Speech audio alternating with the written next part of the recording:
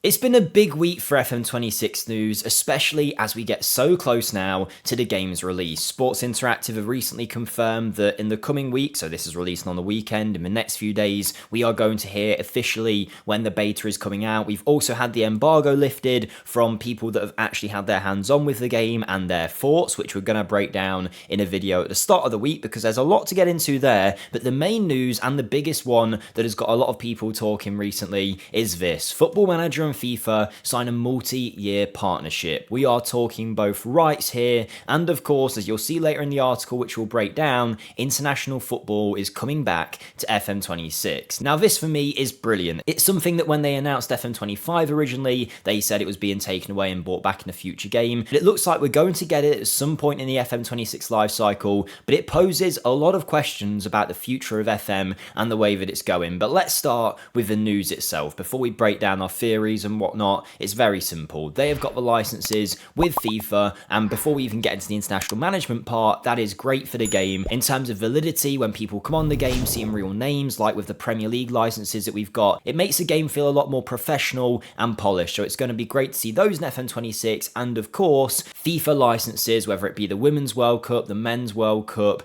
it's all going to be in the game. That also includes the FIFA Club World Cup too now, which of course Chelsea, the team I'm wearing, won very recently. So not only will you get all the branding around the matches, you'll get the real names of everything, the competitions, the awards. It sounds really simple that kind of thing has been added to the game, and if you haven't been a fan of FM for a while, this might pass you by, but this is the first time really, especially with the Premier League licenses too, as I mentioned, that it feels like FM is getting that validity in the space the same way that something like FC26 would do with all the licenses they've got. Obviously there's a long way for Football Manager to go, but this is a great step in the right direction. The Premier League and now FIFA, and of course this year we have the FIFA World Cup held in Canada, Mexico and the USA. But the most important thing that it says in this line here is announcing this partnership allows us to answer your questions. This license makes the World Cup playable in FM26, and international management is revamped and back, coming in a content update later next year in advance of the World Cup. Now this is obviously great news. If you don't know, there was an interview very recently with Miles Jacobson, the head of Sports Interactive, where he basically said that international management would not be in FM26, but here we are finding out a few days later that it is, and there was a lot of uproar last week when we found out it wasn't. So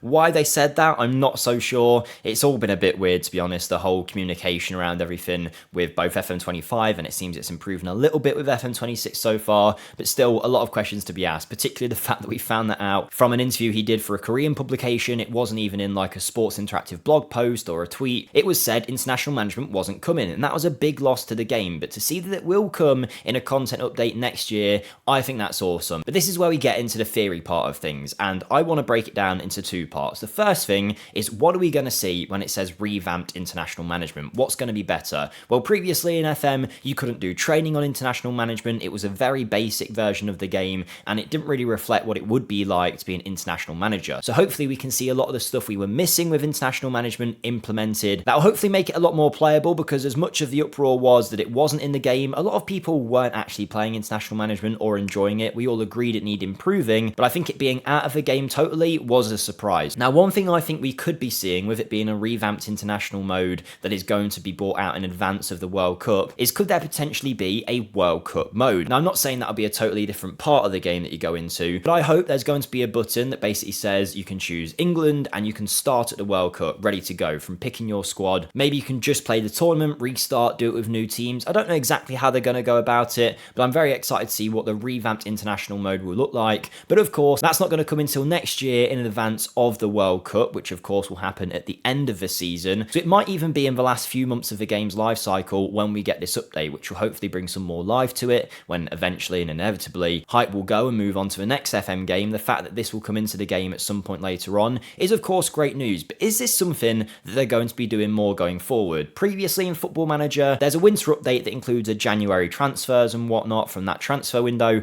and that's it. But the fact we're actually getting a game update in a sense, some point during this year's life cycle, could potentially point to the future of how FM is going to be developed. Could it be now that you don't have to wait a whole year for a new feature? Could it be that instead, let's say, like before when they revamped set pieces, could that now drop in January? Could you see in March when another update with something else be added to the game, more akin to a normal life cycle of a video game where things get added over time? Who knows? Obviously, it's purely speculation at this point, but the fact they're doing this could potentially mean they're going to change the way they're doing things going forward. But of course, it could also be very simple that it isn't ready yet, and that is what they do kind of say here. Full details will follow when we're in a position to confirm every element. Obviously, they didn't feel like they could get it in for the launch of FM26, but they think they could get it in before FM27. But maybe this is the way we'll go. On release of new games, maybe there'll be less features added, but as the year goes by, they'll add more things through updates. I don't necessarily think that is the way to go. If you're going to sell a game every year, I like to see the fact that lots of things have changed. I'm not saying they will do that. It's purely speculation at this point, but the crux of the matter is FIFA and Football Manager are partnered. We've got the branding and international management. Despite them saying it was going and a lot of uproar around it, they have said it is coming back at some point next year in a game update. Now, the branding obviously isn't just the names of the competitions. You're getting the official kits of all 48 teams, official broadcast graphics, and tournament branding to really bring it to life. And like I say, maybe there'll even be a World Cup mode where you can jump in and manage for the tournament straight away. But let me know what you think to it down below. Does this make you a lot more excited about the game? A lot of people were saying they weren't buying it purely because international management wasn't in it. Hopefully it being added will bring a lot of you on board, and if you are going to pre-order the game, make sure you use the link in the description to do so, which helps support us but also gets you money off, so it's a win-win for everyone. But with that being said, I'll see you in the next video on Monday when we're going to break down all of the news that came out last week from different publications that have tried the game and why we might need to be a little bit worried about the launch of a new FM.